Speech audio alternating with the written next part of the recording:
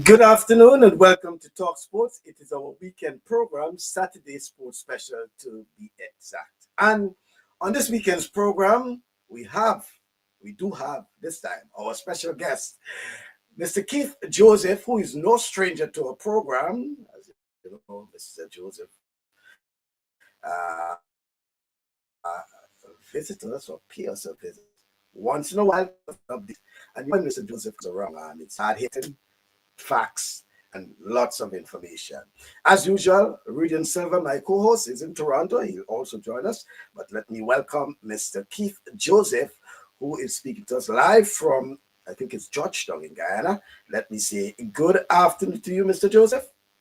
Good afternoon, Michael. How are you? And to all your listeners and viewers, I'm fine. pleasant good afternoon. Right. Good afternoon and welcome, and I want to thank you as well. Rudian, good afternoon to you as well in Toronto. Hey, good afternoon, Michael. Mr. Joseph, good afternoon to you. Hi, how are you? It's Good. good to see you. I see you doing well. Yeah. All right. Yeah. So Mr. Joseph is joining us because as president of CANOC, which is the Caribbean Association of National Olympic Committees, and they're having the General Assembly and Workshop 2025 in Guyana this weekend. And as a matter of fact, Mr. Joseph is joining us as he just finished a morning session. So he's rushed out from that session. And as soon as he's finished, I know he's going back into another session. So we want to get as much as possible from Mr. Joseph. Mr. Joseph, first off, tell us a little bit about the importance of this year's General Assembly and Workshop. And I know that for the past few days, lots have been happening, financial workshop, all these sort of things. Give us an update as to what has been taking place with CANOC. Well, first of all, let me apologize for last week. As you know, I was supposed to schedule and then we had a bit of a hiccup. So apologies for that. Yeah, our annual workshop, and this is our 23rd General Assembly and our 22nd workshop. The workshop and assembly this year under the title Authentic Caribbean. And it is because we feel it important for us to acknowledge our successes, our gains, and to look at just how much we are representative of what is good, what is best, what is inspirational and motivational for our Caribbean peoples, particularly our Caribbean youth.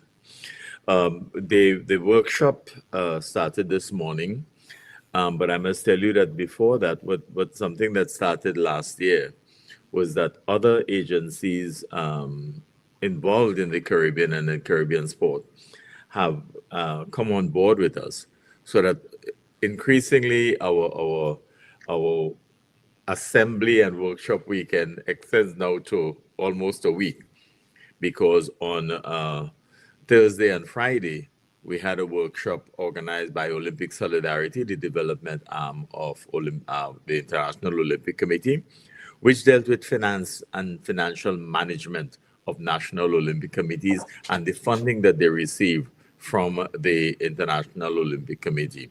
As you know, this has always been a bone of contention, because sometimes people do not access the funds and projects that they can access in any given year and over the quadrennial. Sometimes it's an issue of accountability, transparency, etc. So there's a system in place now that the IOC has started its new quadrennial, 2025 to 2028.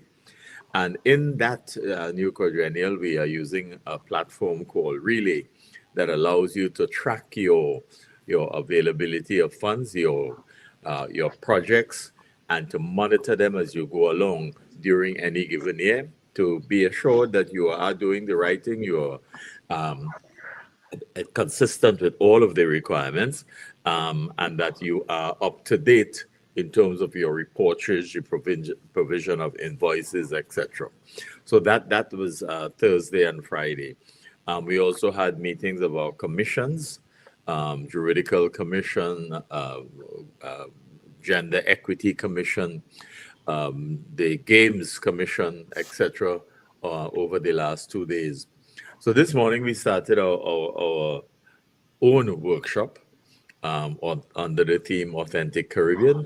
That theme will run through our agenda tomorrow for our annual General Assembly.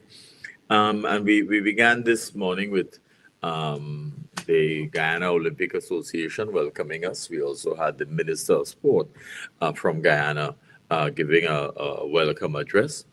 And our first working session had to do with the University of the West Indies CANOC collaboration. As you know, 2 years ago, we signed a memorandum of understanding with the sport faculty of the University of the West Indies. And since then, we have been engaged in a series of collaborative measures, one of which was, of course, the completion of our strategic plan. But also this year, we were happy to have the newly appointed Dean of the Faculty of Sport, which is Dr. Roy McRae out of Trinidad and Tobago, operating out of the St. Augustine campus. So that was the first start. He and the head of the UE Sports Academy, Kervin Jean, they did a session on our collaboration with the University of the West Indies. The focus was how together we can facilitate the developments of sport and sport for development. We also had earlier today the issue of our own incorporation. The Juridical Commission took us through all aspects of the incorporation, which will be approved officially tomorrow at our General Assembly. We also just completed a session with Deloitte, which is the newest of the International Olympic Committee's top partners, and they are the information and technology partner for the IOC. And so we are looking at ways in which for 2 years now, we can collaborate with Deloitte to bring that approach to dealing with sport and sport development within the Caribbean.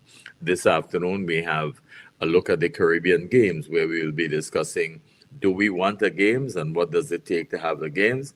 And we have twinned with the Commonwealth Sports to look at the Commonwealth Youth Games along with our games, because they're roughly the same size, about 12 to 1,500 athletes, a maximum of 9 sports, and whether it is possible to create a new model for the games. Can we use 2 or 3 islands instead of a single island to try to host the games? And we also have some other matters this afternoon, advancing para-sport development, which is being presented by Commonwealth Sport through its development officer for the Caribbean region, who is Ryan Braffett out of Barbados. We're looking at respecting human rights in and through sports, which will be presented by David Grevenberg of the Center for Sport and Human Rights. So that's our program for the workshop today. So, and in terms of participation, do we have the participation from all the affiliates or member federations of CANOC? We have a total of 60 participants, not including our guests, and we also have that's those 60 participants would be our full members and our associate members, because we are made up of national Olympic committees as well as Commonwealth Games Associations. So those countries that do not have Olympic committees, like Anguilla and Montserrat and Turks and Caicos, they are also among our membership, as well as St. Martin, Martinique, Guadeloupe, Curacao. They are also among our membership. So we have quite a good crowd, and so far it's proven to be quite exciting. And our host, Guyana, has been excellent, really, really excellent. All right. I know you said we'll talk a little more, because the issue of the Caribbean Games, you mentioned it, because I know that will take up some discussions in terms of the challenges, what have you. From since back, I think it was 2009 or so, remember when Trinidad, and then we had was Trinidad and Tobago, and then we had the COVID, and then we had Guadeloupe that indicated an interest, and all these challenges we have. What do you think, as president of CANOC, and I'm assuming there will be a decision of member federations, of the affiliates, the NOCs of the Caribbean, to make that determination. But what are the major challenges we see in terms of hosting the Caribbean Games? Securing hosts, securing The sponsorship. major financing for some people may be finance, but we see it a little bit differently. Um, for us, the major challenge is that we are made up of a number of small islands. The larger countries, certainly the Spanish, they tend to favor, of course, the Central American and Caribbean games, which has as many as 35 sports. Um, but when we were starting, recognizing that we were all small countries, we talked about a maximum of 9 sports. And we had 3 core sports, which we consider to be more popular and most popular, and that is and cost effective. So it would have been track and field, swimming, and of course netball. Those are our 3 core sports. The challenge for us is that look, Grenada, St. Vincent and Grenada is 110,000 more or less people. St. Kitts and Nevis 55,000. So when you look at our countries, um, here are your options. Do we go for those that have larger population that can sustain several events in a 5 to 7 day period, as Trinidad and Tobago did with the Commonwealth Youth Games 2 years ago? Or do we try to have games that are spread over more countries? Um, because if we hosted something in Grenada, for example, and it's over a 5 day period, and we have more than one sport, how many Grenadian sport enthusiasts will be able to attend each of those events every day for those 5 days? Yeah, in terms to make the sports viable for the country, for the population. If you had more than 2, I mean, how many people will be able to attend these games to give the participants a sense that they have support and a crowd to urge them on? Yeah. And that's why, other sports have gone to multiple countries for the same reason. So that is the biggest challenge for our country. So if a St. Kitts and Nevis wanted to host the Caribbean Games, there was 55,000 people. How many sports you really want us to host over a 5 day period? So it's the reason why we are looking at a model that may say, okay, could we use one weekend in 2 or 3 islands, and allow and let those sports operate there, as you're seeing with as we did with cricket, where the host countries in last November, they had their own organizing committee, and they had a particular grouping that was in that country for that period of time. And so it's a similar thing that we're talking about. Is it possible that people may want to do something like that, where athletics is in one country, table tennis is in another, um, and the other sports are can we look at that kind of model, what it would look like? But we felt it necessary this year to go further back. So the committee, that the technical commission, when it's doing its workshop session this afternoon, will be asking the question: A, do we want a Caribbean Games? And what should those games look like, given the experience we've had first with Trinidad and Tobago and the debacle of having to close it down 2 weeks before the game because of H1N1 at the time? Or do we want a situation where, as we did with Guadeloupe, we have one country doing 7 sports, but not having much of an audience for several of those sports because of the small population size? And thirdly, are we likely to find corporate sponsorship to support the efforts of government to allow for these games to be hosted in our small islands? The idea is that many of our small islands want to host events, but how many events can they realistically hold? How will the cost be covered? And what kind of audience support, spectator support would you have in each of the islands?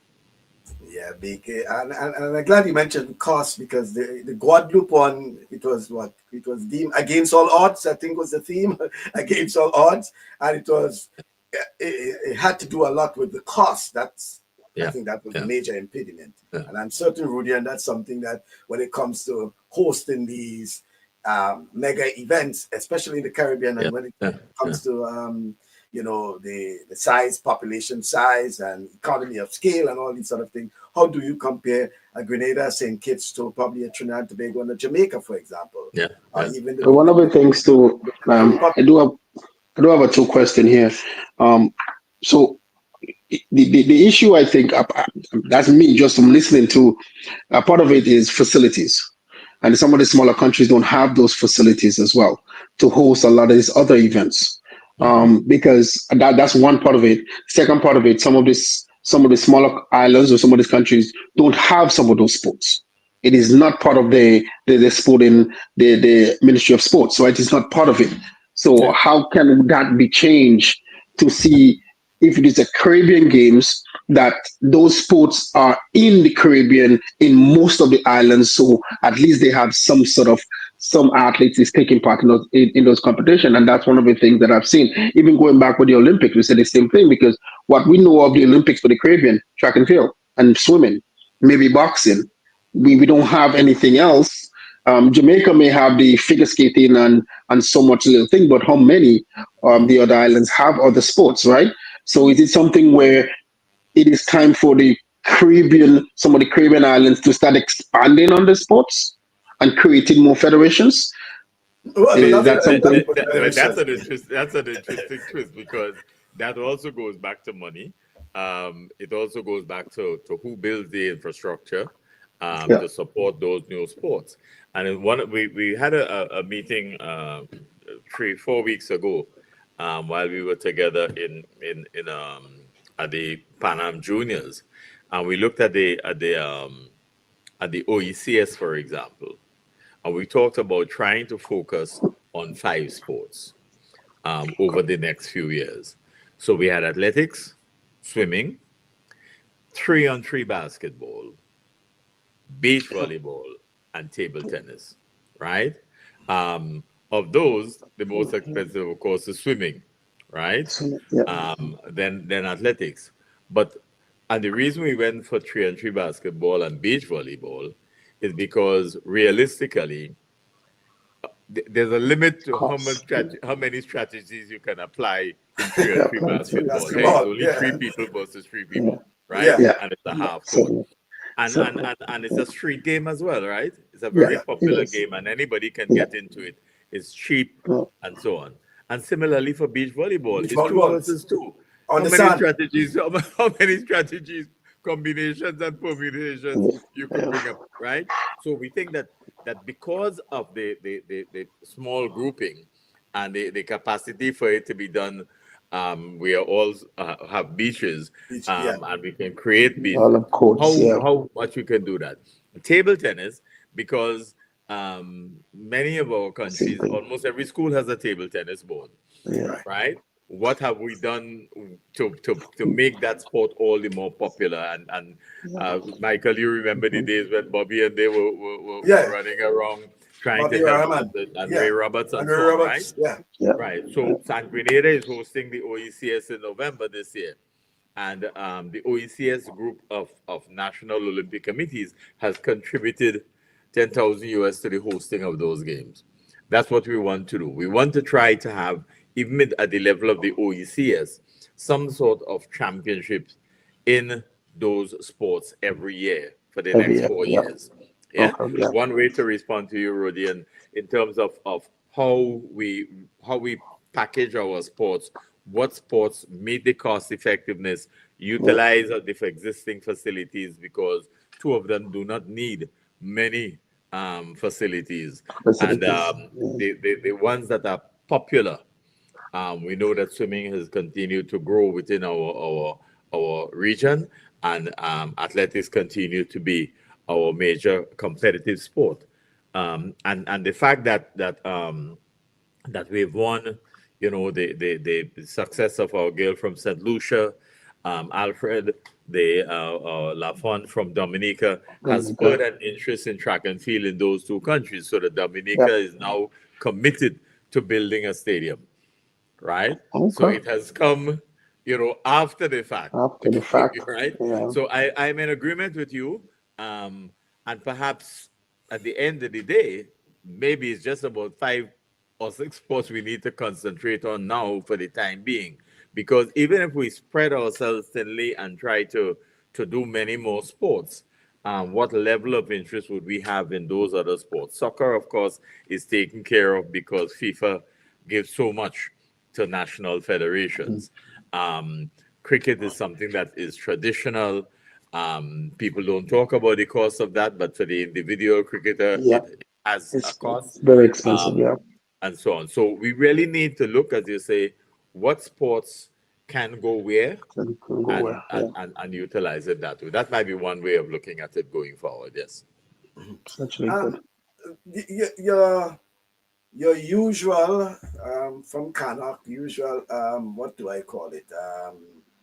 Bulletin. Let's call it a bulletin. And back in July, one such was an appeal for a change in CARICOM head's approach to sport. And I know over the past few months, you have been in and between making that appeal for a change in approach, and specifically as it relates to, because as we know, when it comes to CARICOM and it comes to sports, sometimes it's just synonymous with cricket. And you have been saying, hey, we have to change that conversation. It's more than just cricket. It's Yeah. sports in general. Why you think that, and probably are you peeved that CARICOM has not been, taking bait on the appeal from CANOC that the approach for sports must be a little more serious? I think we have two of the current heads that are likely to be very supportive of our appeal.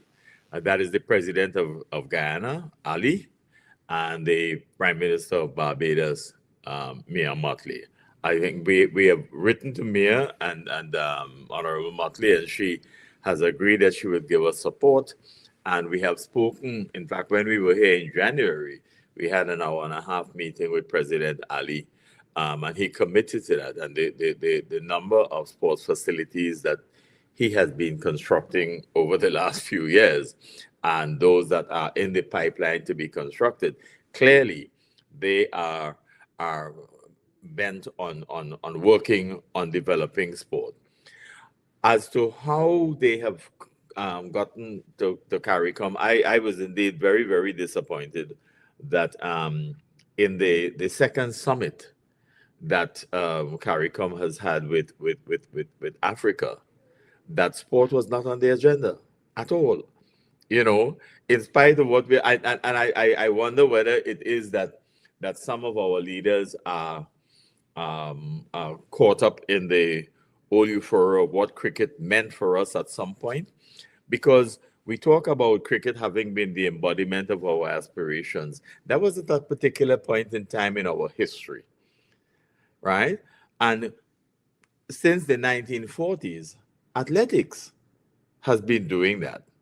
The entire region focuses on the Olympics and World Championships in athletics, in a way that they haven't been able to do in terms of cricket. The aficionados of cricket in any one country will do that. But the entire nation, in every case, comes to when our athletes are performing. Jamaica media talked about how whenever Bolt was running, there was no crime. People were too busy wanting to see Bolt destroy the international community. And we have not utilized that because we knew that Brand Bolt became bigger than Brand Jamaica because he became the embodiment of Jamaica, right? But I don't think that our politicians have understood the value of sport to the image that the Caribbean has had on the global stage. Yes, we can talk about how much the world knows Lara, but you don't have half as many countries playing cricket as you have in athletics. You have 206, 211 members in athletics, right? Um, you have 206 member national Olympic committees in the international Olympic movement that participate in the Olympics. So the reach is far more extensive, and we are not making use of that. You know, many people know our athletes because of what they have done carrying our respective country flags on the world stage. And somehow the politicians don't seem to think that we can monetize that. You know, many talk about sport tourism, but they only talk about it when we're hosting an activity at that point in time. We have not put in place the kind of social and political and economic infrastructure to support sport as a pillar of the economy. We talk about physical education and its relationship to health, its relationship to productivity, its relationship to discipline. And yet we don't seem to think that those are valuable aspects of life and the development of the individual members of our society, such that we can have a healthier nation, a more productive nation, and a nation that continues to bring sports people to our shores in order to enhance the economy. You know, when you look at sports tourism in most of our countries, who leads it? The private sector hoteliers. So you have celebrity golf, you have celebrity this, you have celebrity that, and they make the money. You know, the most recent hosting of the T20 World Cup, Shallow and others were able to show the income generated in the islands that hosted matches in that. And yet that has fallen flat in terms of people are more concerned about talking about the fact that, the cricket team has lost, etc. Well, we need to find a solution to that. But when we hosted, because of the share hosting of the World Cup, we had inflows of funds and revenue that we were able to boast about. So what is it that prevents us from convincing our members? And I want to say something that I think is very, very important. You know, years ago, when the federation collapsed, many of the analysts had all sorts of things to say. But one analyst in particular, Douglas Hall, says, you know what the problem was? The problem was that it was a federation of the heads of government. They didn't bring the people along with them. Sport starts with the people. And if we engage sport as a vehicle for bringing our peoples together, we're sure likely to be more successful. And that is what CARICOM has not yet been able to do, to bring our people together.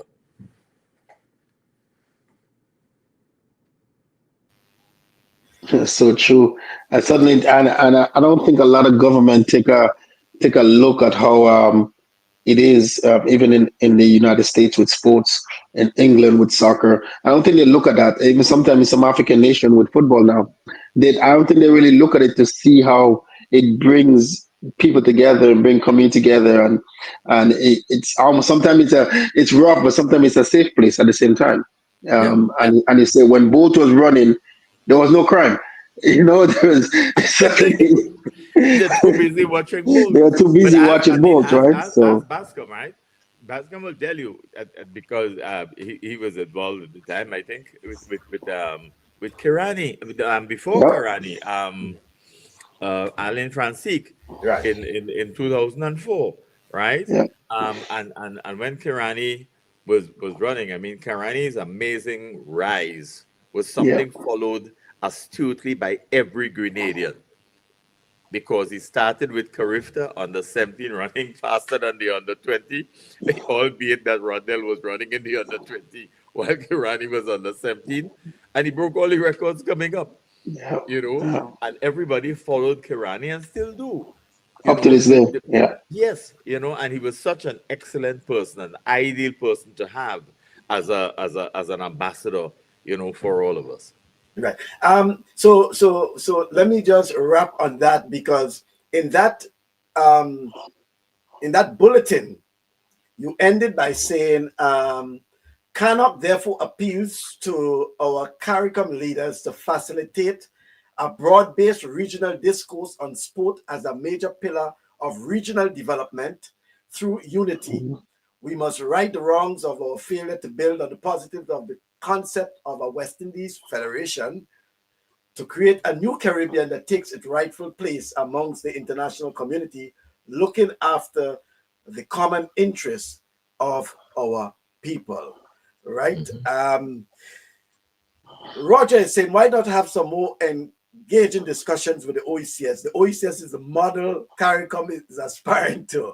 Let's use a machinery that has already withstood the test of time. Keith, we are all Look, from the OECS.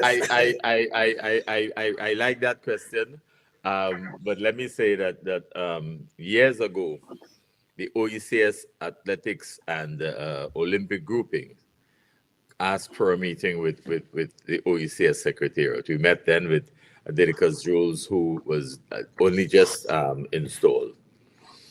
And since that time, we have been writing the OECS to no avail. We had a good meeting. We thought we were off to something, but it never got there. And my only statement on that is that I believe that they too, like CARICOM, got caught up in issues of a political and economic nature, ignoring the value of sport to national well-being and regional well-being. I admire, because I myself have said, it's an embarrassment that in 2001, the OECS allowed freedom of movement. We had that meeting and that signing off in Trinidad, in St. Vincent and the Grenadines in October, November of 2001. And 23 years later, CARICOM is boasting, oh, we are doing freedom of movement, we'll allow it. And 6 countries start. Six, right? And the OECS has been doing this, people traveling around with ID cards and driver's permit and so on. Yeah. And the others, 23 years? Well, Something as simple as that. And yet, in 2007, we passed sunset legislation, Yeah. remember? Yeah. And you could have come into the region, get one stamp at port of entry, and be able to go around the entire region with that one stamp without getting your passport stamp again for the duration of the game. We did that for one sport, for 1 month, and then went back to business as usual. To business as usual. Come on, guys. I mean, hey, what and you see, sometimes when you say these things, the politicians believe that you're getting it. That's not what we're doing. We're saying that we also are telling you that sport is important to the people.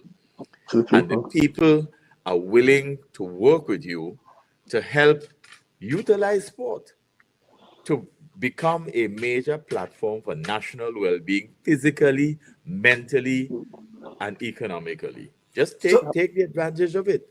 So, question to you, Mr. Joseph. So, coming out of the CANOC's workshop, General Assembly in particular, and particularly because CARICOM Secretariat is based where you are in Guyana. Yes, and we met them in January.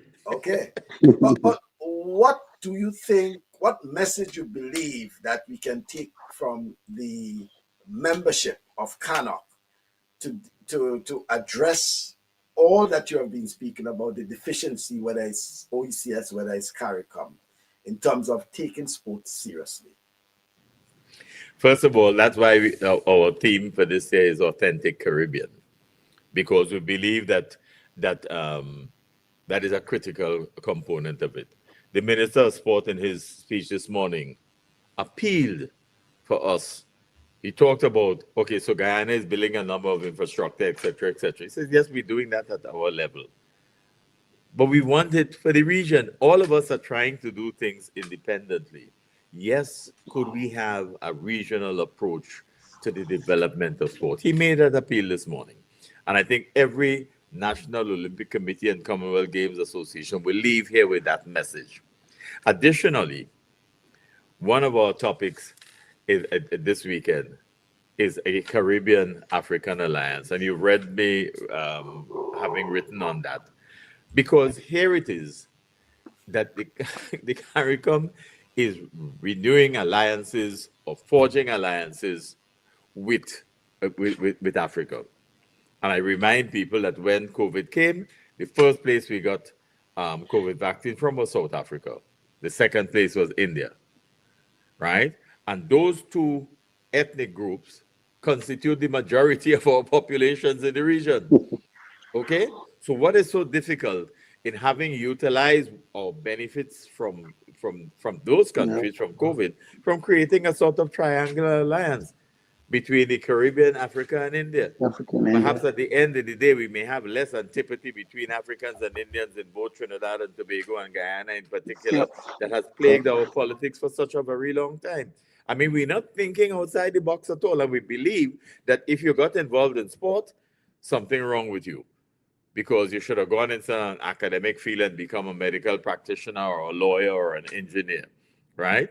But we need people in that. That's why we have University of the West Indies. And Roy McCree, Dr. Roy McCree this morning talked about the offerings that we can do. We are talking to Grenada about the possibility of establishing a more comprehensive high performance training center for the Caribbean for all sports and also a strong academic base in an eco environment, an ecotourism environment, and also in an agricultural environment, which is the foundation stone for many of our economies. We're talking that because we believe that it is possible with the University of the West Indies to create a new approach and a new kind of thinking with regard to the location of sport as a critical vehicle for national and regional development. Yeah, right. So While you're on this, right? And it's Rudian, just let me yeah, hold it yeah. Go on. ahead. You mentioned about the Africa and the Pan Africa. We can also say, as we speak, the Prime Minister of Grenada is in Ghana. He is in Yeah. Africa. He's in Ghana, right? That's what. Go ahead, Rudian. A sport not is on the sport not Well, on the that's what I'm agenda. saying. That's what I'm trying to tell you. That's what I'm trying to say. And Ghana just qualified for the World Cup, which Well, Thank you. yeah, thank you. so you're talking about the university and have they ever been CANOC ever tried to get university games in the Caribbean, including the colleges, and so that maybe some of these islands who have colleges and university could take sports on more seriously? It is topical now. Okay. UE has its own games, right? But they've not looked at incorporating UTech, for example, JC Foster. It's inter-campus games among the UE itself. But you have Yeah. University of Guyana, you have GC Foster and UTech in Jamaica, right? I believe that given the kind of geopolitics we are seeing now coming out of the US, that it may not be far-fetched to think that at some point we may have some blockages with regard to access to scholarships, at Yeah. sports scholarship. But importantly, up until a few years ago, as you know, our friend Zanel Hughes from Anguilla, that he was blooded in Jamaica going to the schools. Our own Handel Roban, who just made it in the top 16 in the world in the 800, he was Yeah. at Jamaica College, right? Casey and others for the last few years were encouraging and providing scholarships for other Caribbean countries, etc. Suddenly, out of the blue, the Intersecondary School Sports Association in Jamaica, ISA, created a regulation that limited the number of people, similar to cricket and England when we were doing so well, Yeah. right? And you wonder what is the rationale for it? Because as a Caribbean country, I don't think Jamaica wants to be seen as a spoiler in terms of progressive ventures to have this region united, right? They already came out of federation with a black eye because of the decision back in 1962. I don't think they really want to do that. And I don't think that the intention is that. But it could end up that way where so many of our athletes had a pathway. We're saying now, if at a regional level, if we can get the universities in the region to agree to provide a certain number of sports scholarships per year, we can begin the equivalent of a Caribbean NCAA, where our athletes don't have to go anywhere, the same way the Jamaicans are staying at home. Why can't we be blooding most of our athletes to stay at home? Because if we have the coaches, they can be reaping the same benefits that others are getting. We just have to commit to it and agree that we will work towards this and get together a number of experts who will facilitate that and bring it to the attention of our governments to say, look, can we work with the private sector in terms of getting this done? A study that CANOC has just asked UE to do for us through the Faculty of Sport is for us to do an analysis of the role of the private sector in sport development or in sport in the Caribbean. Are they really contributing enough? If not, why not? Okay, and how much reliance do we have on the public sector? So what kind of public private partnership are we getting in sport across the Caribbean? That is a study we promised we actually promised the president of Guyana we will do that. But we certainly hoping that we will do it and be able to have the information available to the people of the Caribbean. Not just the political leadership, the peoples of the Caribbean need to have an input in terms of sport as a vehicle for national and regional development. Yeah, well, good to know. Very interesting indeed. Roger is suggesting that probably you talk to the opposition political parties of all countries and watch how the incumbent governments will get moving. That's a very good point. But yes, we need to talk to everybody because what we forget in most countries is that government is made up of three arms: the executive, which is the cabinet; the legislature, which is the parliament; and the legislative arm, and then the judiciary. In parliament, the opposition sits. Yeah. So we ought to be talking to them because they ought to take up some of the issues in there if they want to be in government. What are they offering, and what challenges are they posing to government in parliament with regard to sport as a vehicle for change and development?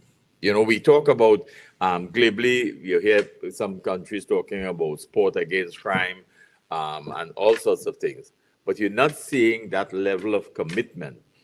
When an athlete wins, oh boy, they're at the airport in their numbers. They fed you for a few days, etc., etc., and then it's back to business as usual. Why is that? Why is that? Why is it that even where we have governments declaring people sports ambassadors, do the members of the population know what is expected of a sport ambassador? Do they know what they actually give the person to do to represent and reflect what sport can do for other people within the society? We don't know. We hear the announcement of somebody being a sport ambassador, but we're not sure what it entails. Does the person get invited anywhere to say anything, to do anything, or is the person just a showpiece and a good thing that we say in our historical documents that this was part of our legacy? We name such and such a sport ambassador.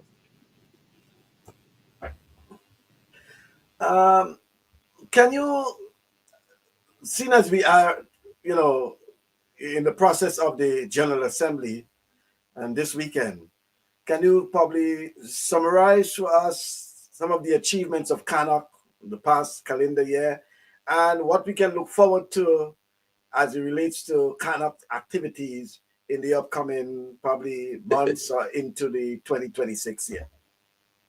Well, we've engaged a number of international organizations and institutions with regard to going forward for the benefit of the region.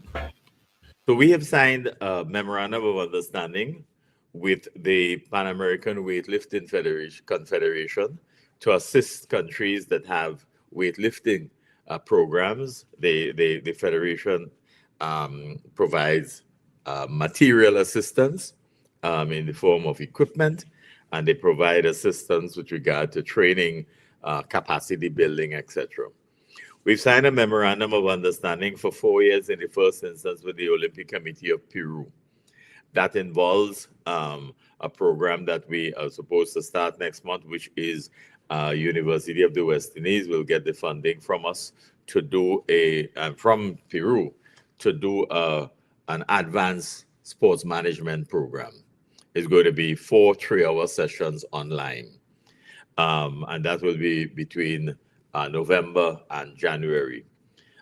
We also have, it's interesting because tomorrow we are supposed to be signing 2 more agreements. One with the Olympic Committee of Paraguay, which will extend from 2025 through to 2031 when they will host the Pan American Games.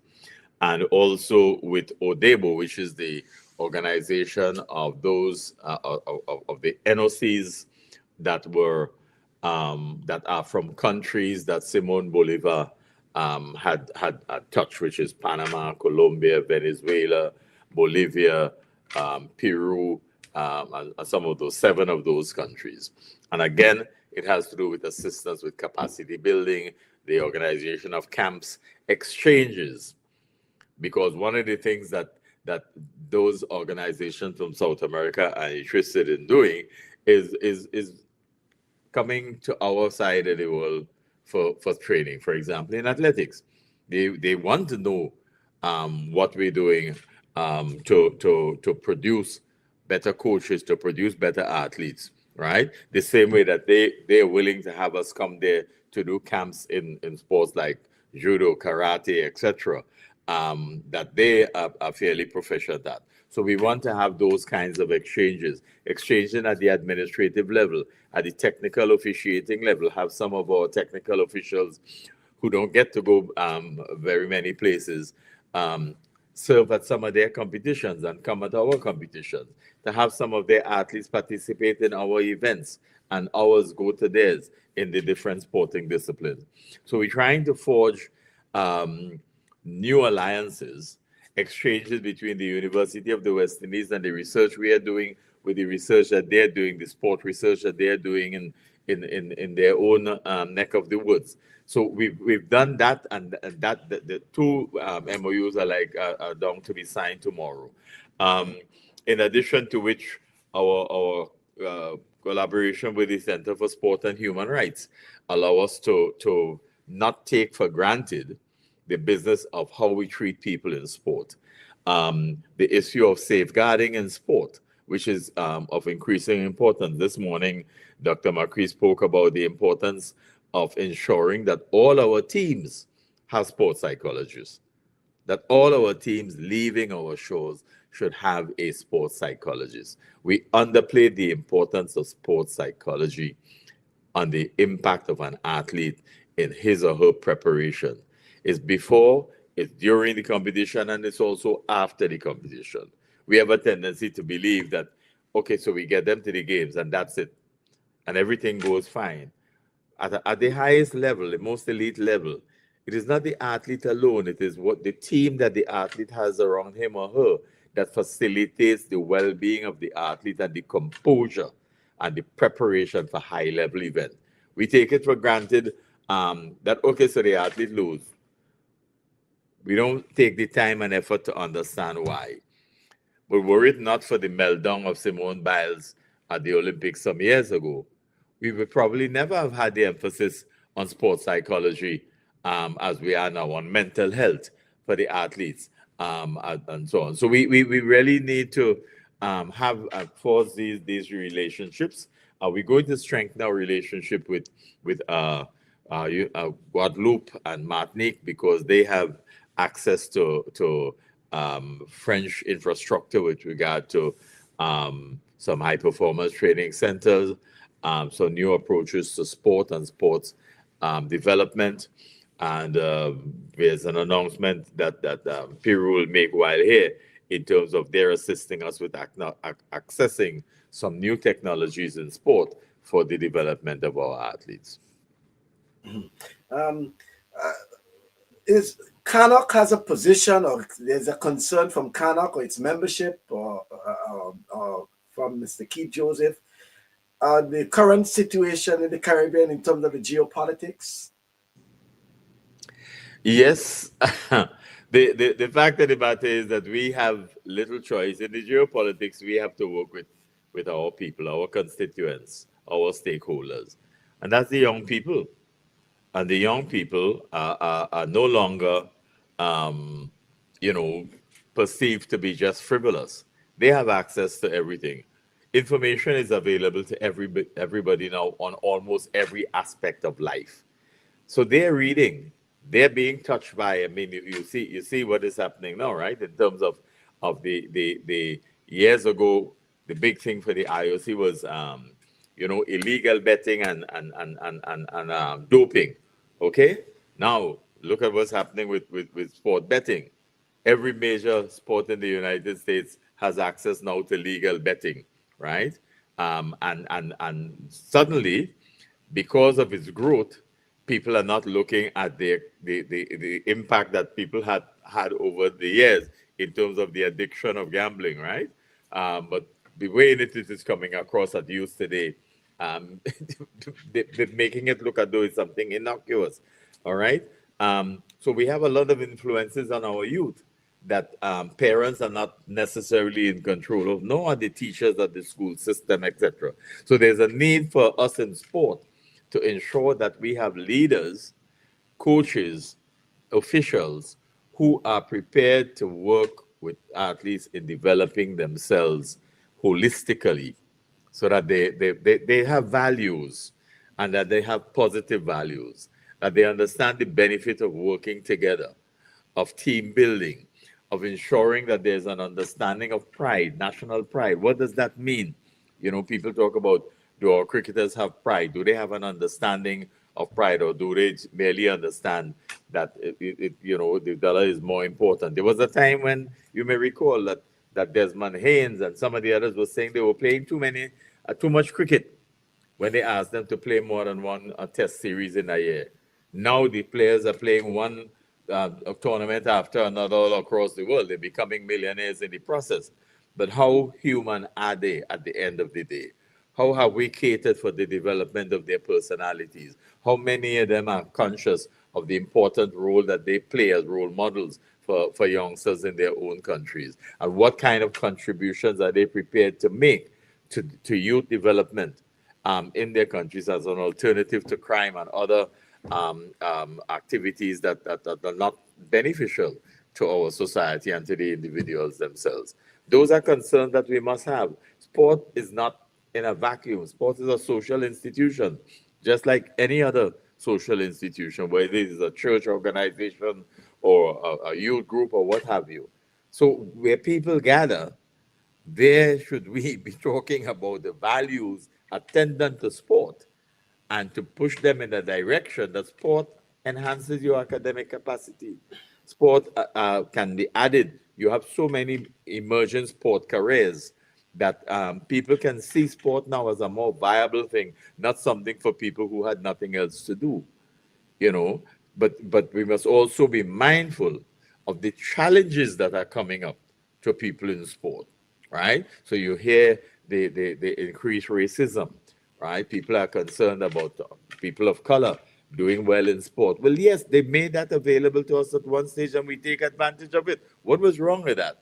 And we need to show them that we not only took advantage of it for our own individual well being, but that we took advantage of it for our people as a collective. And as Caribbean people, we need to spend more time and more attention devoted to that. Is there also a concern by CANOC about the militarization of the Caribbean?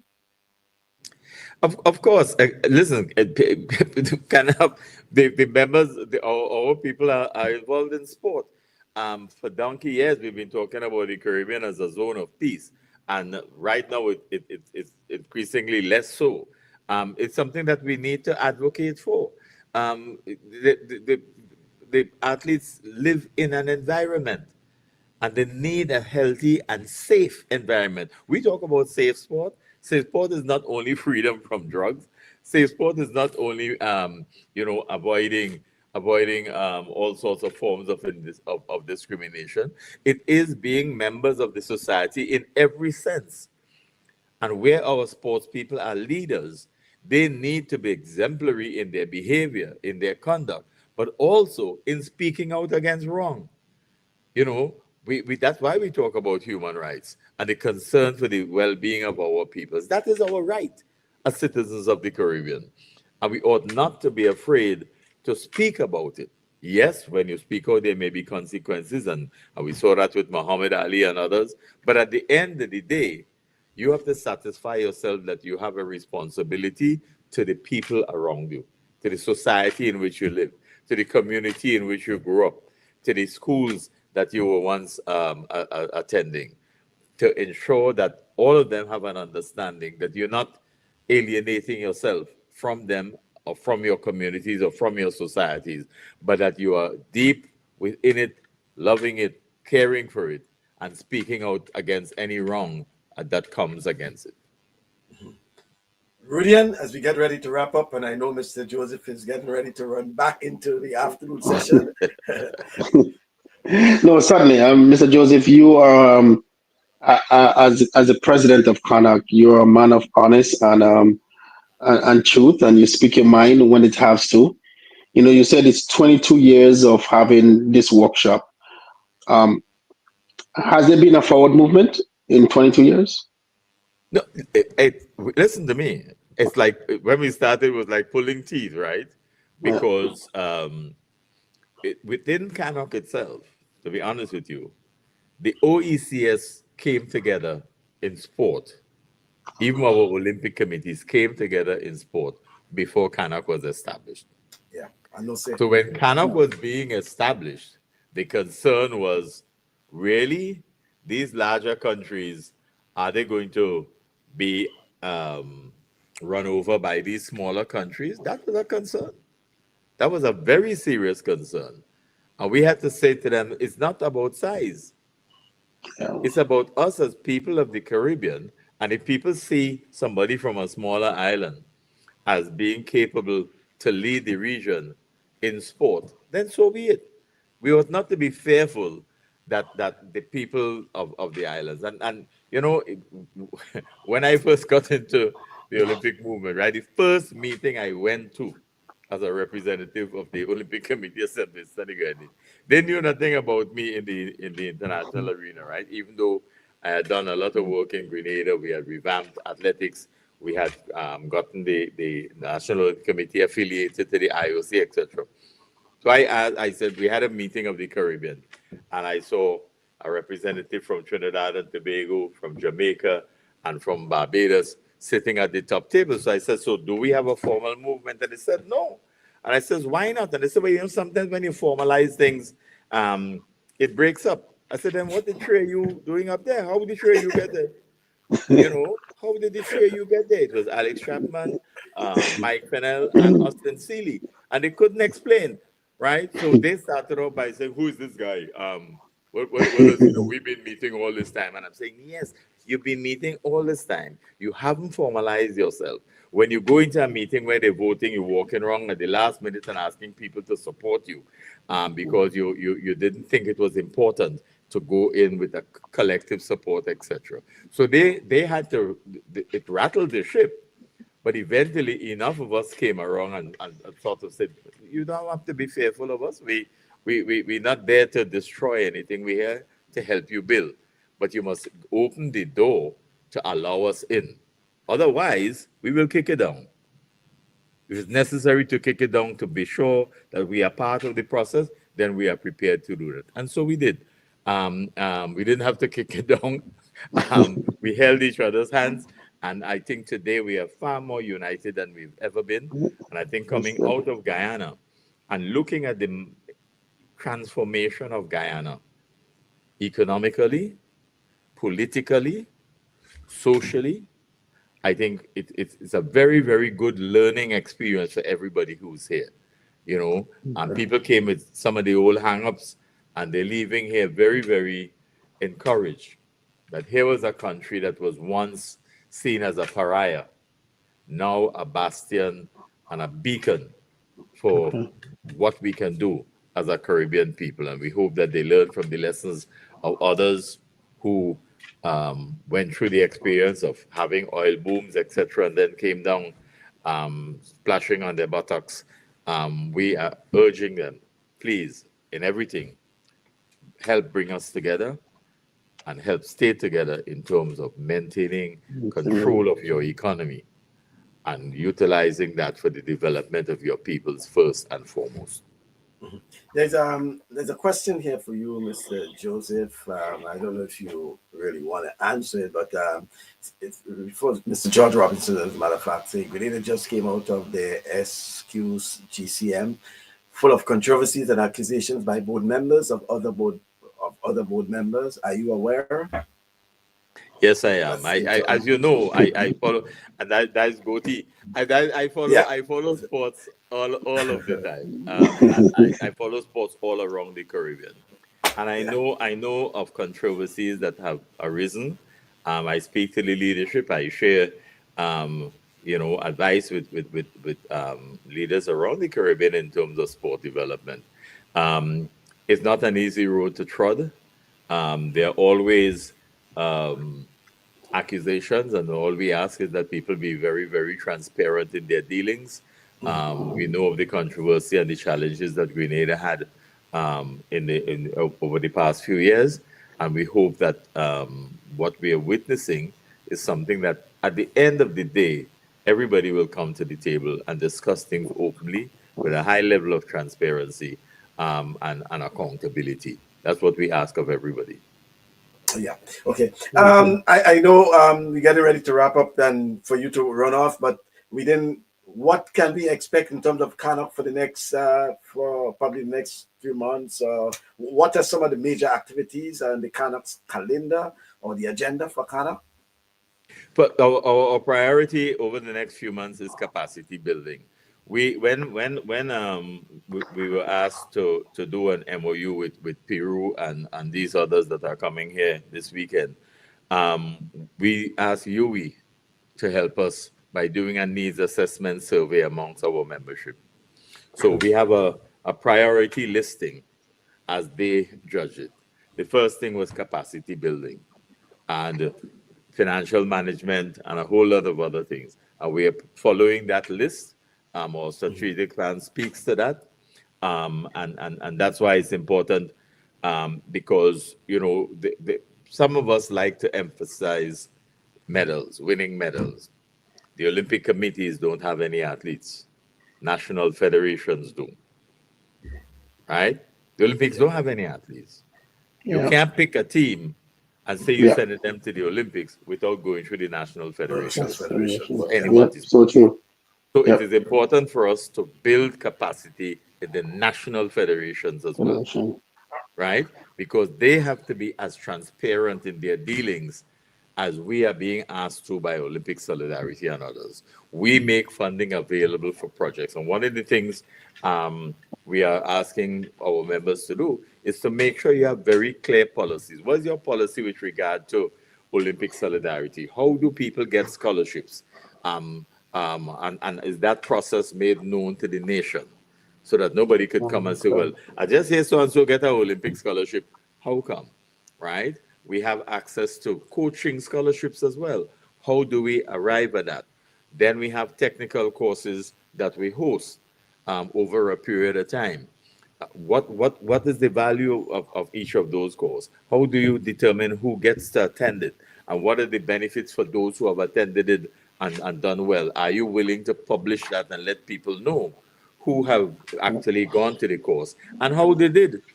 Because if you're using Olympic Solidarity funds to send people on a course, you have a responsibility to tell the nation you pay for them to go. They fail or they pass, right? Tell everybody. There's nothing that you're supposed to have to hide. And that's one of the things with this workshop this week with Olympic Solidarity. Your business is the people's business because you're getting funding from international organizations for which you have to be accountable. And the accountability now is that you have an internal auditor and you have Olympic Solidarity every 2 to 4 years send down people for an external audit. You get 1 week notice that they'll be there, bring your books and open it out. This week, all of our national Olympic committees in the English-speaking Caribbean have received the reports on the control of funds allocated to them for the last 4 years, right? So what we want is to tidy that up, tidy up how we do, because people are still a little bit off the curve in terms of all of the aspects of proper financial management. So the next few weeks and months, that's what we're focusing on, capacity building, but we're not forgetting the coaches in that capacity building exercise. We believe that they have a lot more to learn because they can't just think that I'm just dealing with my sport and the athlete's preparation. I need the preparation involves access to nutrition, access to physiotherapy, access to all the team that we were talking about, the teams that they need to have around them. Yeah, and the member federations, the NOCs, preparing for Commonwealth Games. Are we on for Commonwealth Games 2026, Glasgow? I think we're on for Commonwealth Games and CAC Games. I think it's an unfortunate situation that has happened. That Commonwealth Games is actually on the same dates as CAC Games. Neither party wanted to change. The problem is that Commonwealth Games was initially awarded to Victoria in Australia, and they pulled out after 2 years. So it left Commonwealth Sport with only a short window to get a host. They weren't getting any. And then Glasgow stepped in and said, we can do the games for you in the short time you have, but here are the conditions. It will be no longer than 10 days. It will involve no more than 10 sports, not the 28 or 30 that you used to have. And these are the precise days that we could use. It's not changing, right? But CAC says, but we agreed on our dates how many years ago? And this is the 100th anniversary of Central Caribbean sport, right? What used to be CACSO. So we can change our dates. So what you will have is what has been happening over the last several months is they've been making minor adjustments to allow best athletes the opportunity to be where they need to be for both games. So athletics has made some adjustments so athletes can leave one and go to the other and compete in their pet events, etc. So some of that has worked, but it's a very uncomfortable situation. But we have a commitment because CAC Games is Central America and the Caribbean. We have the majority of numbers in that grouping. Okay? So we have to be there. And it's the oldest multi-sport games after the Olympics, having been established in 1926. Okay? The Commonwealth Games started in 1930. Okay, 4 years later. So there's a responsibility for us to be in both because we are also aware that in terms of ranking, you get higher level competition at the Commonwealth Games. And so we understand why some elite athletes may say, look, that's where I want to be because I could get more ranking points.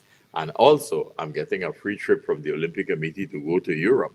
So I could stay off there and ply my trade running at some money meets, etc. So it will take some doing for national Olympic committees with the athletes of the national federations to determine how this thing pans out. But I think we'll be attending both. Right. Thank you very much, Mr. Joseph. Always a pleasure. I mean, better late than never. So even though you were not available last weekend, I think you made up quite well for the day. And I want to wish you all the best in terms of your continuation of the General Assembly. And all the best. Thanks very much. Michael, let me say something. I think that I've known you for many years. I have known the work that you've done for sport in Grenada and increasingly for sport across the Caribbean. I admire the work that you are doing, and I hope that our friends across the Caribbean understand that you are a true Caribbean son of the soil, and that you wherever you find yourself, your heart is part of your heart is always in Grenada, but the rest of it is enough to hold the rest of us from the Caribbean. So thank you very much, my brother. Continue doing what you do. All right. And Mr. Gordon, thanks for your precious time, Mr. Joseph. Very much appreciated from Gordon Jr. I'm all right. Yeah. All right. Thank you very much. Okay, guys. All right, have a good one. Okay. Yeah. Right. So that's Mr. Keith Joseph. He live in Georgetown, Guyana, speaking to us from his well, what is will he be his break from the session.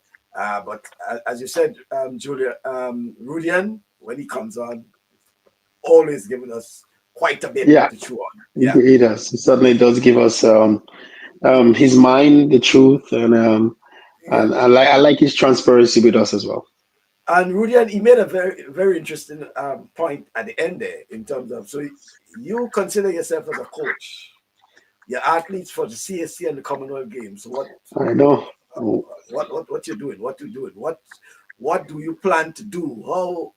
What will be Yeah. your plan of action as a What do coach? you plan of action? Yeah. I'm asking Yeah, you, Rudian. that is a tough one because, and like I said, and I think it has to go to the level of the athlete. Um, it's a tough one. Yeah. Like in this opportunity, my athlete, she would prefer to go to the Commonwealth Games No, but because of don't you think? yeah. But don't you think it's sort of interesting in that you have the opportunity now to discuss with your athlete? To discuss. Yeah, Yeah, and he says that they're doing some tweaking and things like that. So it is on tweaking and stuff because possibly, and even with the yeah. tweaking and stuff, you're talking about leaving. It's a distance, right? The traveling, No, but yeah, but yeah, it's going to be a so challenge. It totally should be, yeah. hold on, but supposing Rudian competition at the CAC games, let's say it's this weekend, and competition at the Commonwealth Commonwealth. Games is probably midweek or close to the next Give weekend. you next to Is the that a weekend. possibility? Yeah, it can give you 3 days. Give you three days, 4 days Okay, to yeah, because once you're done, is you're not staying. Once you're done, you're gone. You know, right, yeah, once you're done, you're gone. The only thing about it is that if you have a team now, what does that put you as a country as yeah. because the 100 meter might finish early, the 200 meters is later on. So you Later kind of on, know yeah, are you sending yeah, one person going, and then and that will put a challenge on the and then country in terms of and then flights. Yeah, then your relay team, for example, because you might have yeah, one or two persons in the 100 and some in the two, yeah. yeah, um, It certainly yeah. could be a Well, challenge. It certainly could be a challenge. so But what he as he said nice and clearly, it's a Caribbean Games, and I think as the Caribbean certainly is first priority. Um, a little bit more. I know he didn't say it out loud, but I think he was saying the Caribbean is almost first priority than the Commonwealth. Yeah. but because what you're saying too is that even though it's a CSE, Caribbean and Central American game, but the Yeah. Caribbean makes up most of the Makes membership up of the most CSE. of the membership Yeah. here. And So it's 100 years, so there's something special about it. yeah, that's the other Something thing. will Yeah, be the centennial. there'll be Yeah, a different kind of you'll be something super special about yeah, everything. and I Everything in think 100 and is I think makes a big difference. Yeah. yeah, and I think that is the important part of it. The centennial of the Yeah. games. A lot The of athletes may centennial. say, Yeah. "Hey, I will never be there for a centennial of that again. So this is my Ever. only Yeah. opportunity to be Yeah. there for the To be there. centennial Yeah. of the CSC. So I would want to be there." Yeah. Yeah, very interesting. But what will be important is over the next few weeks is once they can finalize on the schedule, then On you the will have schedule. Yeah. yeah, the coaches Trying to and others figure will out look at it what to and figure it then out. Yeah. Yeah. yeah, Yeah. and determine Yeah. what's best and how they What can is best and what is yeah. what. Yeah. Yeah. All right. Thank you very much, Rudy. And any other thing? What's storing Um, no, right now we are on a hope to win tomorrow with the Blue Jays. Um, if we win, we have another game. I don't know what a game last night where you had it in the bag and they just like give it up, and it's like, man, I don't know. I had to shut my TV off. When I see this happen, I just shut it off. I say but but it's certainly that's what's happening. and it's the time of the year for those folks who very much involved in sports. Yeah, But we know track and field has now taking a back seat. So now if you're taking in the back seat. Yeah. basketball, we have the Basketball NBA, the we season have season is about to NFL, start. NFL is we going. have college football. college football. Yeah, I mean, you have we have a lot, and then football and that soccer, lead, you know. and it's so funny because that leads you right into January where indoor track start, like track, like so everything just like it's a Yeah. flow into For, one to the next to the next to the next. for So those of us, for sports those of is us, yeah, for those of us who are involved in sports and watching sports, we love sports. This is the best time of the year. yeah. You on your television. I mean, you cannot be Hockey, yeah, forgot hockey. common with. Yeah, Yeah, you cannot be enemy with your yeah, television, the right? television. Yeah, You your have to have television a is full. your best friend, Yeah, right? you have to have the full split on your Yeah, television. You have yeah, 4 games happening at a time.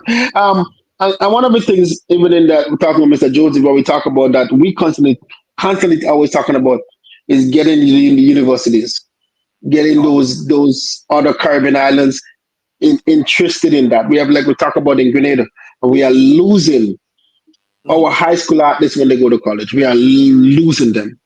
And if there's an opportunity for them, if it's mhm. for them to leave high school and we even go to the university and turn the university into the part of the games and maybe not the college, then it's still better. They can get a scholarship, something could work out. We definitely hope that there is a pathway for us to not to lose our student athletes. And it's good to know that they're discussing the whole issue of a Yeah. quote unquote NCAA type, NCAA. yeah, Yeah. type I mean, I thing had a in the discussion. Caribbean. Yeah. I did a discussion concerning the same thing here in Canada. And everywhere you go, the US have something that they established. Here, the finances is so hard because that was the same question we're saying. The US could be in a position where Donald Trump could wake up tomorrow and say no foreign students. Mhm. And all foreign students, you're just, it's one of those things, or whoever administration come after that and so forth, right?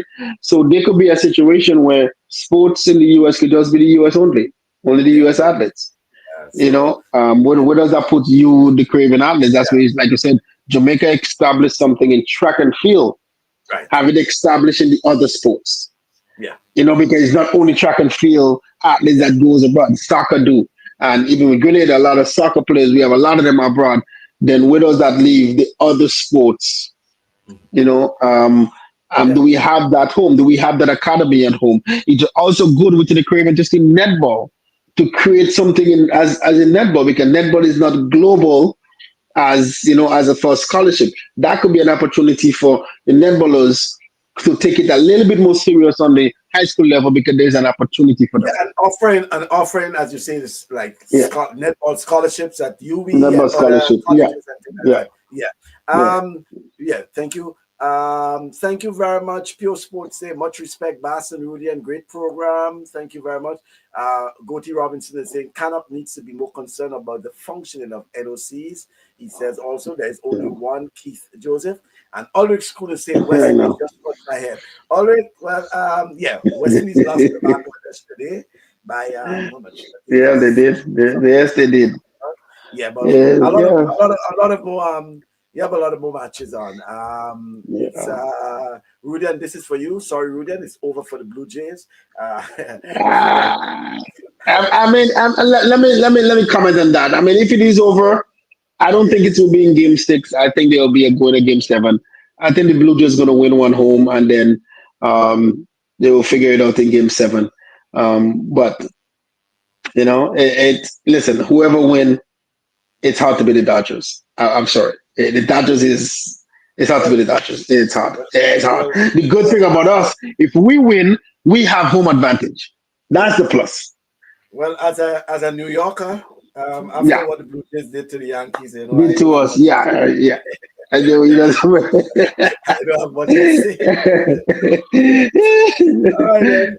Thank you very much, Man, Rudian. certainly. Thank you very It's much. always a pleasure. It's always a Always a pleasure. yeah, Thank you. I appreciate it. Thank All you. right. Bye. Okay. So that's Rudy and Sylvan live in Toronto, Canada. And thank you very much, Ulrich and Gordon, Gotti Robinson. Good afternoon to you. Roger, and all of those who are part of the program. Mr. Keith Joseph in Georgetown, Guyana. For those of you who missed the program, you can always go back on the link and look at it from the start. Very interesting program with Mr. Keith Joseph, the president of CANOC, which is the Caribbean Association of National Olympic Committees. Folks, that's all for this weekend. Until then, do have yourself a pleasant weekend.